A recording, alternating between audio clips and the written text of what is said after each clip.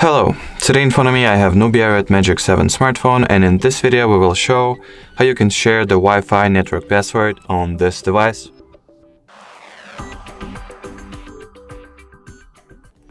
Alright, so first of all you want to swipe down from the top part of the screen in order for the notification and control center to appear. Next, locate the Wi-Fi shortcut that looks exactly like so, tap and hold on it.